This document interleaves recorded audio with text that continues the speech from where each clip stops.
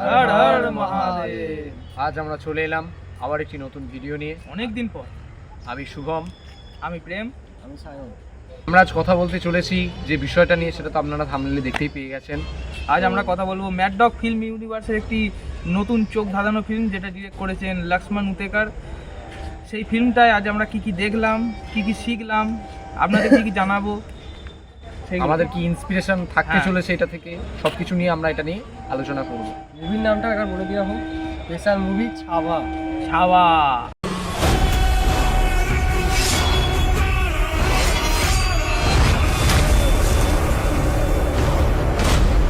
প্রথমেই সিনেমাটি শুরু হয়েছে অসাধারণ একটা কাহিনী দিয়ে, যে কাহিনীটি হচ্ছে আমাদের জীবন্ত ইতিহাসের পাতা থেকে তোলা। আমাদের বীর যোদ্ধা ছত্রপতি শিবাজি মহারাজের জীবনগাথা, তিনি কিভাবে দস্যুদেরকে দমন করেছিলেন, কিভাবে একটা স্বনির্ভর গোষ্ঠীর উত্থাপন কর্তা হিসেবে উঠে এসেছিলেন, তার কষ্টমণ্ডিত জীবন, তার পরাক্রমিতার সমস্ত কিছু একটা ছোট্ট অ্যানিমেশনের মাধ্যমে ফুটিয়ে তোলা হয়েছে। তো আমরা বর্তমানে যে চরিত্রটিকে আমরা দেখলাম বা যার কাহিনীটি আমরা এখন দেখে এলাম, সেটা হচ্ছে ছত্রপতি সম্ভাজি মহারাজ। তো তিনি একজন অন্যতম বীর যোদ্ধা ছিলেন। তিনি বহু ভাষায় পারঙ্গত ছিলেন, নিজের কত আত্মবলিদান দিয়েছেন, কত জায়গায় বাইরে বাইরে ঘুরেছেন। তো সেইটাই মুভির মধ্যে আমরা দেখতে পেয়েছি। আপাতত এখন ওনার কাহিনী বললে তো অবশ্যই ভিডিও অনেক বড় হয়ে যাবে, শেষ তারপর হবে না। স্পয়লারও হয়ে যাবে, আপনাদের ভালো লাগবে না। হ্যাঁ, তো সম্ভাজি মহারাজের যে ঘটনাটা বলা, যে সম্ভাজি মহারাজের মতোই বহু চরিত্র আমাদের ইতিহাসের পাতায় রয়েছে। সেগুলোকে আমাদের সকলকে, আমাদের এই যুব সমাজকে অনুরোধ করতে হবে যাতে সেগুলোকে ইতিহাসের পাতায় স্থান দেওয়া হয়, যাতে আমাদের যে নেক্সট জেনারেশন আসছে তারা এদের বীরত্বের কাহিনী জানতে পারে। কারণ এই আত্মবলিদান এক কথায় বা দু কথায় বলার জিনিস নয়। এই স্বাধীনতা, এই স্বরাজ, এই বহু আত্মবলিদানের ফল। আমরা যদি তাদেরকে জানতেই না পারি, তাহলে আমরা রিলসের জগতে ডুবে যাব। আমাদের জানা উচিত তারা কি করেছে। তো এই মুভিটা সেটার একটা অন্যতম জলজ্যান্ত উদাহরণ বলা যেতে পারে।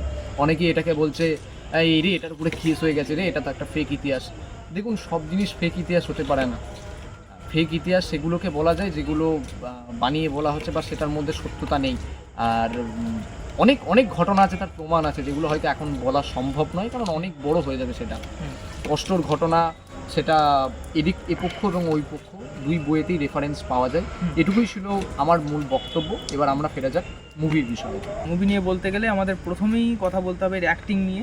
অ্যাক্টিংয়ে তো মেন আমি দুজনার কথা বলবো। মেন হচ্ছে আমাদের ভিকি কৌশল, যিনি এই ক্যারেক্টারটাই ঢুকেছেন এবং এই ক্যারেক্টারটাকে জীবন্ত করে দিয়েছেন। মানে আমাদের ইতিহাসের পাতা থেকে মুছে গেলেও হয়তো এই ফিল্ম দেখে অনেকেই হয়তো এই মানে আমাদের সম্ভাজি মহারাজ সম্পর্কে অনেক কিছু জানতে পারবেন এবং রিসার্চ করা শুরু করবেন, নতুনভাবে জানতে চাইবেন তিনি কে। পরবর্তী ক্যারেক্টার হচ্ছেন আমাদের ঔরঙ্গজেবের আকসাই খান্না। তিনিও অসাধারণ অভিনয় করেছেন।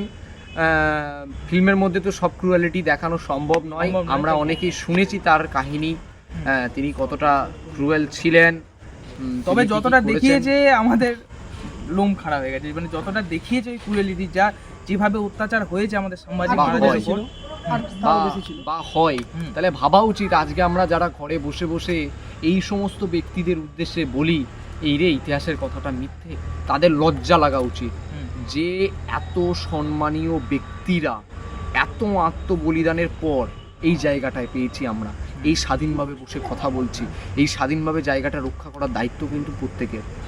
স্বরাজ্য নির্মাণ আজকেকার স্বপ্ন নয়, আর হারিয়ে যাওয়ারও স্বপ্ন নয়। স্বরাজ্য যেন সর্বদা থাকে, সেটা এটা প্রত্যেক ভারতীয়কে মাথায় রাখা উচিত। এবার আমরা যদি কথা বলি রশ্মিকা মান্দানাকে নিয়ে, তিনি তার ক্যারেক্টারটা মানে এমন মধুরভাবে ফুটিয়ে তুলেছেন, মানে আজকেকার নারী সমাজ যেন সেটা থেকে কিছু শিক্ষা লাভ করে, এটাই আমার মানে রিলসের দেবী হওয়ার থেকে পূজনীয় দেবী হওয়া উচিত। আমরা নিজের একজন ছেলে হিসেবে কি পবিত্র প্রেম দেখানো হয়েছে, সেটা আপনারা ফিল্ম না দেখলে বুঝতে পারবেন না। কি পবিত্র, চাইলেই হয়তো অনেক কিছু করতে পারতেন। বা ইতিহাসের পাতায় যত নারীরাই রয়েছে যারা পূজনীয় হয়, আমাদের নারী সমাজের কাছে একান্ত অনুরোধ, আপনারা আপনাদের 10টা-15টা জায়গাতে ছড়িয়ে দেবেন না, নিজেদের একটা জায়গার মধ্যে রাখুন। এটিএম বা কেটিএম দেখে বিলিয়ে যাবেন না, এটা একান্ত অনুরোধ। এই মুভিটা আপনাকে সেইটাই শেখাবে যে আমাদের নারী সমাজ কি করতো, একটা স্বরাজ্যকে ধরে রাখার ক্ষমতা রাখতো। এখন তো এক বালতি জল আনতে গিয়ে আমরা হাঁপিয়ে যাই। সেখানে গিয়ে তলোয়ার চালিয়েছে, ঘোড়সওয়ার করেছে, সেই নারী সমাজকে আমরা ফিরে পেতে চাই, যারা এই মাতৃভূমির বলিদানকে যোগ্যভাবে তুলে ধরবে। আমরা এখন শিক্ষিত হচ্ছি ঠিক কথাই, এই মুভিটা থেকে যেটা শেখা দরকার আমাদের, যে আমরা হয়তো সত্যিকারের বাস্তবে শিক্ষিত হচ্ছি, কিন্তু আমাদের সন্তান তারা কিন্তু এই শিক্ষার আলো থেকে পুরোপুরি বঞ্চিত হয়ে যাচ্ছে, যে আলোটা আবার পুনরুদ্ধার করতে পারে এই মুভিটি, যেটা আমাদেরকে দেখিয়ে দিয়েছে। তো তার জন্য রাশ্মিকা মান্দানাকে অসংখ্য ধন্যবাদ যে তিনি এইভাবে ক্যারেক্টার করেছেন। সব থেকে বেশি তো অবশ্যই ধন্যবাদ আমি দুজনকে দেবো, সেটা হচ্ছেন এই মহান ডিরেক্টরকে আমার কোটি কোটি প্রণাম, এবং যিনি ম্যাডক্স ফিল্মের প্রডিউসার, তিনি এই বিষয়টিকে সাপোর্ট করেছেন, এরকম একটা হারিয়ে যাওয়া বিষয়কে তুলে এনেছেন, এটার জন্য অসংখ্য ধন্যবাদ। এই ফিল্মেতে আমরা বেশি কিছু বলতে চাই না, বহু যোদ্ধা কাজ করেছেন, অনেক কিছু তাদের অভিনয় আছে, তাদের সব থেকে বেশি বলতেই হয় আশুতোষ রানা যে বিষয়টা। আশুতোষ রানা মানে তিনি যেভাবে একজন পিতাহারা মাতৃহারা একজন সম্ভাজি মহারাজ, তার যে মানে তাকে যেভাবে স্নেহ করে মানুষ করেছে, তাকে তার ছত্রছায়া দান করেছে, তাকে তলোয়ার শেখানো থেকে শুরু করে তাকে খাইয়ে দেওয়া, মানে এই যে জিনিসগুলো একটা পিতৃ মাতৃ সমান একটা চরিত্র, যেটা তারা ভালোবাসাটা কতটা দিয়েছে, সেটা কিভাবে যে ফুটে উঠেছে, এটা দেখা উচিত।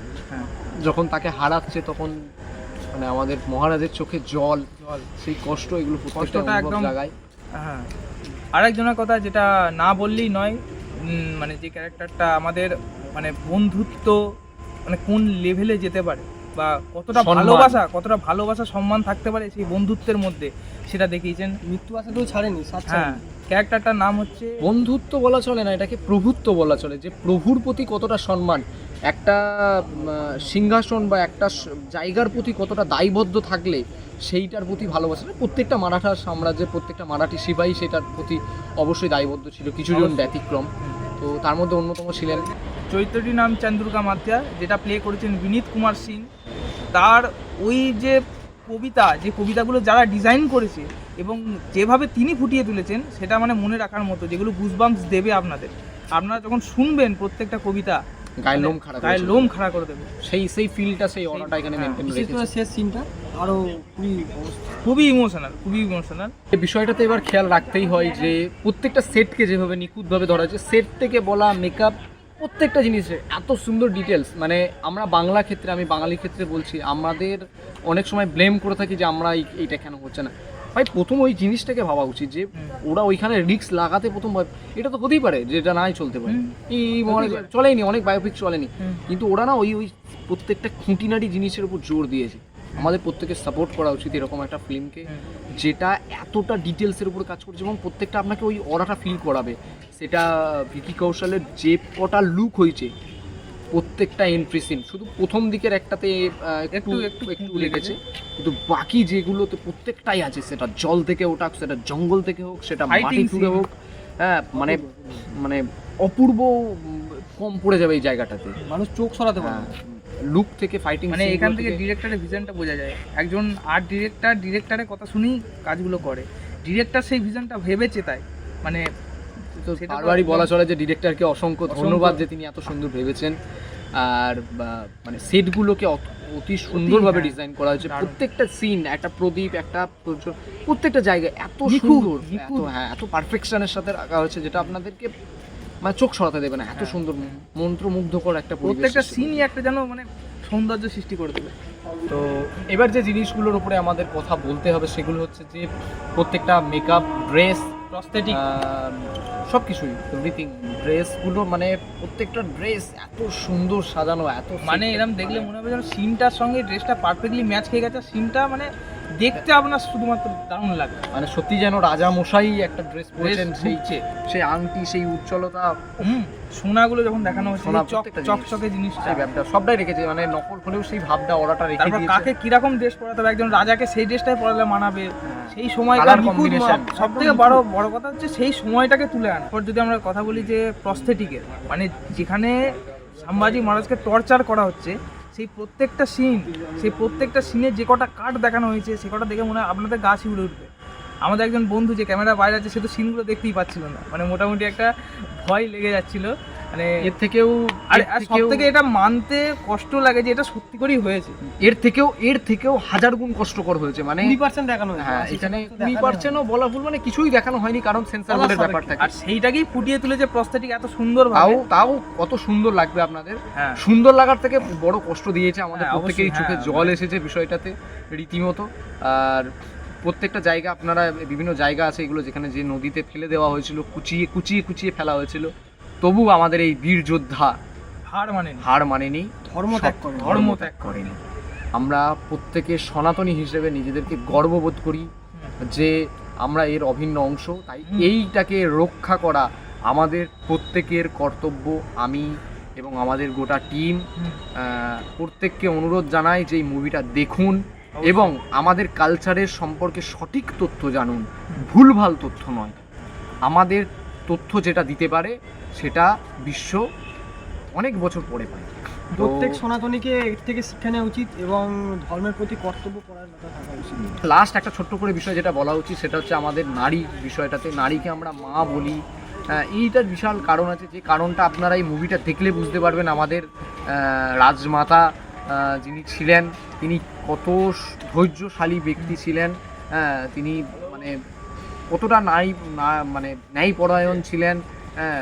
এত কষ্টের মধ্যে দিয়েও কীভাবে শাসন ব্যবস্থা চালিয়ে গেছেন, সেগুলো সবই আমরা দেখতে পাবো এই সিনেমার মধ্যে। আরও অনেক কিছু আছে, পড়তে হবে, আপনাদেরকে সব কিছু পড়তে হবে। আমাদের বীরত্বের প্রতি ভরসা রেখে গেছে। হ্যাঁ, মানে এটা আমাদের তো এখনো যদি একটা ছেলে চাকরি না পায় তাকে বলবে এ বাবা তোর সাথে ব্রেকআপ। যুদ্ধে যাচ্ছে এমন একটা সেনা যেখানে 25,000 সেনা নয়, 150 জন সেনা রয়েছে পড়ে, আর ওর 8 লাখ সেনা, তাদের সাথে লড়াই করছে, তাও স্বামীর প্রতি ভরসা। আর আমাদের তো একটা চাকরি পাওয়ার পরে ছেড়ে দেয়। এই ভালোবাসা, সেই ভালোবাসা আকাশ পাতাল তখন। অনেকেই বলবেন রাজা ছিলেন, তাও যাই হোক, এসব নিয়ে এখন তর্ক অনেক পরেই আসবো আমরা। এখন একটাই কথা বলবো যে আমরা নারী হিসেবে এই নারীকে কামনা করি, এই মাতাকেদের কামনা করি, যে মাতা আমাদেরকে সঠিকভাবে পালন করবে, সঠিক পথে হাঁটার জন্য আমাদের এগিয়ে দেবে, অনুপ্রেরণা যোগাবে। সবশেষে বলা যায় এটা অনেকটা বড় হয়ে গেছে, তবে দেখার জন্য অসংখ্য ধন্যবাদ। আমাদের একটি ছোট্ট বলা ভুল, একটি বৃহৎ ওয়েব সিরিজ আসছে, দেখার সকলকে অনুরোধ থাকবে। ছোট্ট প্রোমো ভিডিও খুব তাড়াতাড়ি আসছে, এক ঝলক দেখতে পাবেন। যদি ভালো লেগে থাকে অবশ্যই সাবস্ক্রাইব করবেন, চ্যানেলটার সাথে থাকবেন, শেয়ার করবেন আমাদের main channel SPRK production house, সাথে থাকবেন। হর হর মহাদেব, জয় ভবানী। জয় ভবানী।